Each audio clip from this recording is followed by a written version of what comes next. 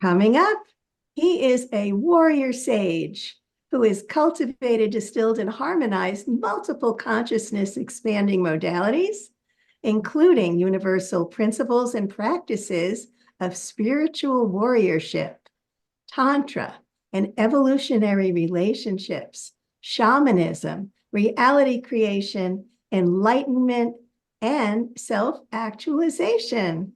But first, welcome to Imagine Peace, the podcast that invites you on a transformative journey toward a world filled with harmony and understanding. Together, let's ignite the flame of peace within ourselves and radiate it outward so we can have a future where unity prevails.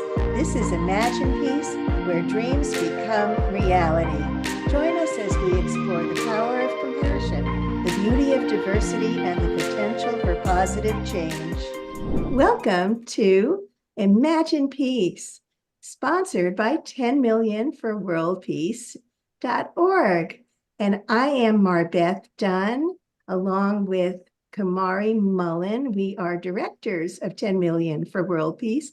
And we are so excited today to have another amazing guest, Satyen Raja, an old friend. He's a seasoned business leader, a founder of multiple positive impact companies, and a mentor who's deemed the CEO Oracle for his extraordinary ability to move entrepreneurs and founder CEOs beyond the old business model of struggle into a new paradigm, passion, purpose, freedom, and the magic of flow. Satyen, we are so excited that you are here. I'm so excited.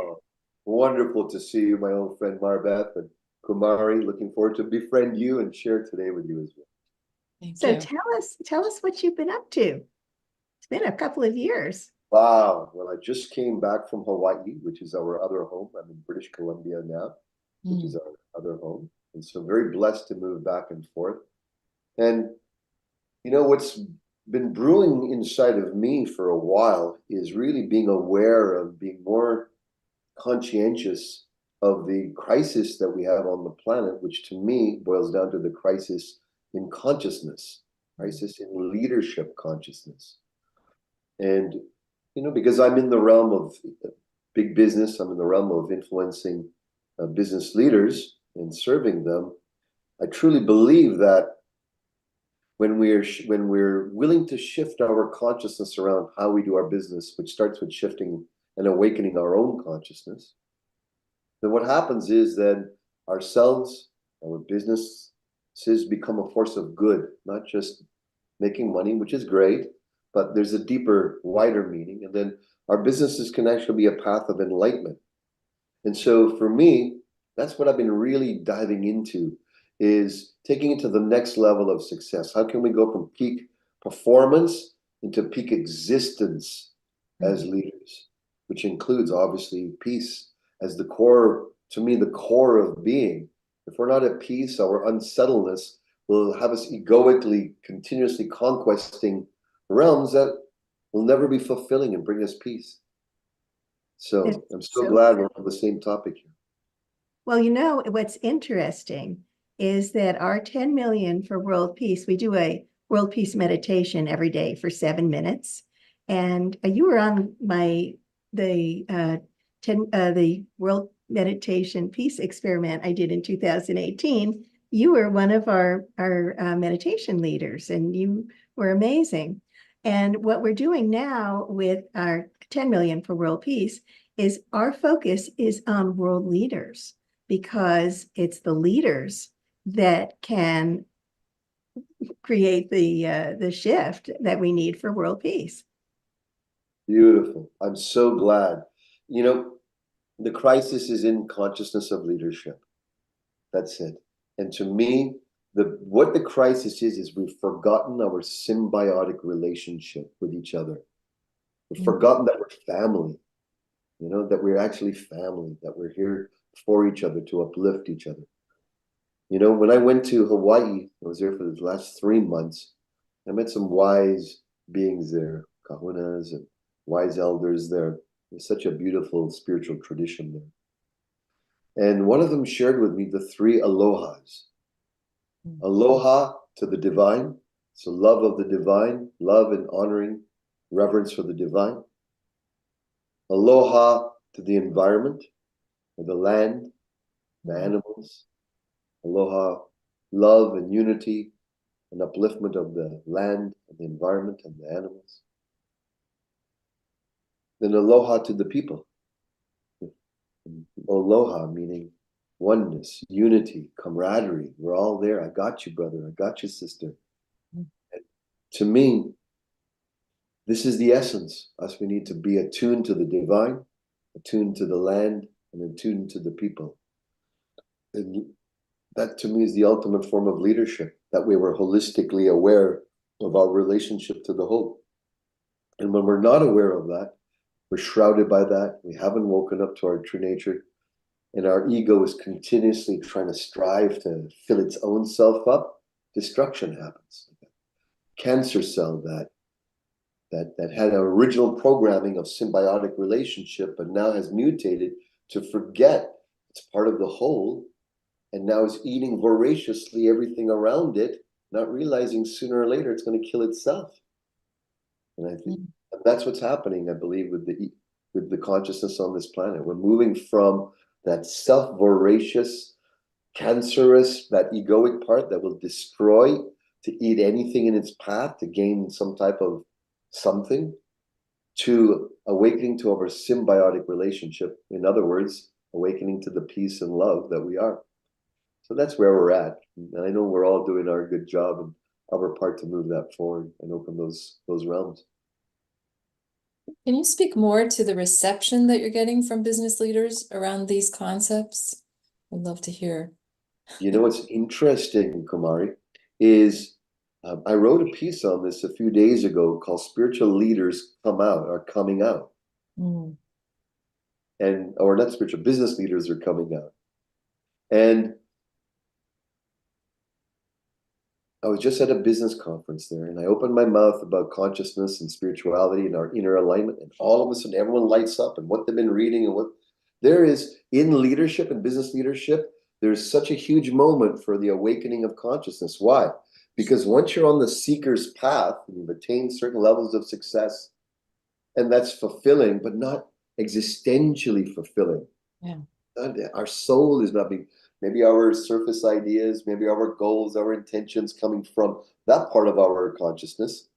But at the soul level in business, there's a yearning for fulfillment, a yearning for deep peace, a yearning to do the right thing. And so everyone is coming out and drove Steve Jobs, he made it public inside all his computers. People don't know there's some imprint of Yogananda's teachings in there that are in the software, that are behind the scenes. And this is happening everywhere now. More and more business leaders are coming out, but the fact that they're on the seeker's path. And I think it's great, right? Because it's been removed from that world for so long. Now that it's coming out, it's awesome. It's awesome because now business is becoming holistic when that happens. It becomes a service to the whole rather than just service to the few. It's exciting, really exciting to hear. Yeah, for sure. And there's the earnestness there. It's not an intellectual, I'm interested in this. There's an earnestness of having attained success in the outer world. When you've attained that, like Maslow says, when you've got those foundations, then your spirit grows to what's next? What's my next evolution? And the next evolution from peak performance and success is peak existence. It's self, other, and life. I love that. I really love that. So do you think that world peace is possible, Satyen? Yes. It is our trajectory, I feel. It's our natural trajectory. If we scan back, when we're in this day and age, we're looking at the newspaper, we see all the horrors going on, the wars going on, the multiple, travesty going on around the world. It can be disheartening, disillusioning. I know it crushes me when I see innocent people.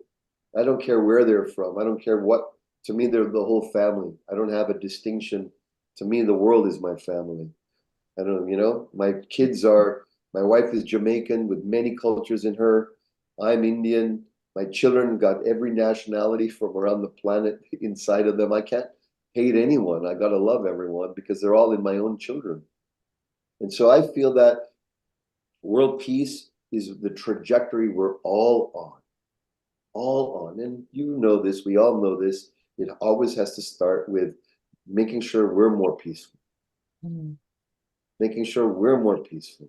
And I know, Marbeth, Kamari, all that you do to foster our own inner peace is so valuable because it's that inner peace that we cultivate and open up that creates a transmission in our aura. It softens the egos and the suffering around us, and people become more pliable and receptive to the transmission of peace, which is eternal, which is always behind the scenes, which is actually the nature of existence itself. So we're just, peace is really returning to our nature, which is the course we're always on. Now we can choose to do it consciously and step up on it and take part of it fully, or we can deny it and get busted up by life and then have to come to try to find peace through adversity. But we don't need to. The last sentence, finding peace through adversity, I've been teaching lately about that it's not necessary anymore to struggle in order to learn and grow and evolve spiritually, that we can start choosing to learn directly through wisdom and knowing, and it sounds like you're on that train as well. The struggle is effort that's laced with negative emotion. We all need effort. Peace is earned. Peace is earned on many levels. To me, there's realms that, you know, like the wheel of life. For me, faith, connection with spirit, God, the goddess, connection with that. That's one way I find deep peace. And when I feel disconnected by that, I'm in my doing, I'm in my running around, and I forget my connection to the Almighty, then how can I be at peace by anything in the world? The world doesn't give you peace. Externalization doesn't give you peace. Peace is what we bring to the space. Peace is the offering of ourselves and of our true nature. And if I look at the addiction to struggle, there's a deep worldwide addiction to struggle and strife. It gives us meaning. Now that there's bad people against us, we will get up and we'll be the bad, and we'll knock those bad people down, and then back and forth and back and forth. It doesn't matter what culture, what war, what year, 1,000 years ago, 500 years ago, or the current calamities and wars happening now. The faces change, the dynamics are the same. We've forgotten we're not recognizing each other as part of the whole. It's so true. And you've been the warrior sage for so many years. Are you still the warrior sage? Are you still doing your martial arts? Yes, martial arts and martial practice is a core component of my life. It's my yoga. It keeps me humble every day. I came last night. I trained with my brothers and sisters in my class, and I didn't win one fight at all. And I came back happier than heck because I learned, I grew, and I think that's an important part of all of us here. We all have an inner warrior, and to me, the warrior is the one that faces challenges with an open heart and steps forward anyways. The one that gets up when you're down, the one that galvanizes others for a higher ideal, a higher purpose. And for me, martial arts is a way for me to continue to stay real and honest. Whenever my ego gets a little inflated, I get busted down pretty fast. And when I'm excessively humble, I get called by my instructors and fellow practitioners who are more advanced than me. This, come on, bring more of your game, step up. So the crucible of warriorship is a great way for, especially not only women too, but especially us as men, to stay in our power center, our enlightened power center. I would love for you to do workshops for our world leaders. I was just thinking, how do you address leaders who are afraid of appearing weak on this path of enlightened leadership. This is very interesting, Kamari and Marbeth, what you just asked. You'd like to see us. We've actually, with my colleague, Thomas Daffern, he's a professor of peace studies, which I believe you all should meet with him, and I'm going to make the introduction. We would love that. A long-time peace warrior for decades, a man of great wisdom. He's written 70, 80 books, all in realms of peace relations. And we've teamed together and we've created a training program for the world's leaders, specifically political world leaders. And it is profound and it's pertinent and it's what's needed now. And so that's interesting that you felt that and you brought that up. But it's time. And I know that the world's leaders, the ones I've had the opportunity to meet in whatever ways I have, whatever outward appearance they have on the outside for the decorum that they have to hold, within them is another human just like us. With families, hurts, pains, weaknesses, challenges, dreams, aspirations, unmet needs, and also great wisdom and power, all of us. So world leadership must might be too strong of a word, but I'm going to say it anyways, must come into the soul for the world's evolution to move forward in a good way. I would have to agree, and I'm glad you're on the job. We're all on the job. We're all on the job. I love that you're doing that, Satyen. I think that's wonderful. You should take it to the United Nations. Yeah. That is, my colleague's already been there, and we're going to present it to the United Nations, and we're going to present it to the G7. And vulnerability has never been a superpower for the masculine. Right. Males in high power positions, we have more women leaders in the world, which is awesome. But still the predominance, majority is men. And part of our weakest link is the association of vulnerability as weakness. Yeah. Whereas vulnerability to me means the honesty with self and honesty with what's going on in front of you in reality. That to me is vulnerability. Profound honesty with self and with what's in front of us and what we're dealing with. And you can't get to that level of depth of facing truth unless you've had spiritual awakening, unless you're on the path of spiritual awakening. Yeah. And by spiritual awakening, I mean discovering our, like a waking up enlightenment of who we are and what we are. And when we have enlightenment, leading Zen koan in retreats, enlightenment intensive retreats for decades, tens of thousands of people attending these trainings over the years, these meditation boot camps that I've given.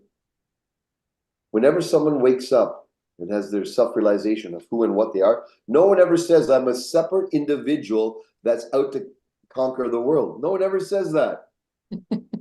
No one. Even the most egoic character can come in, and after a few days of this, they're like, I am everything and nothing. I am part of existence. How did I even forget that I knew this? And I've always known this.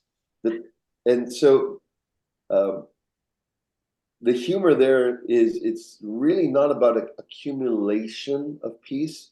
It's about relaxing the obstacle to peace is awareness.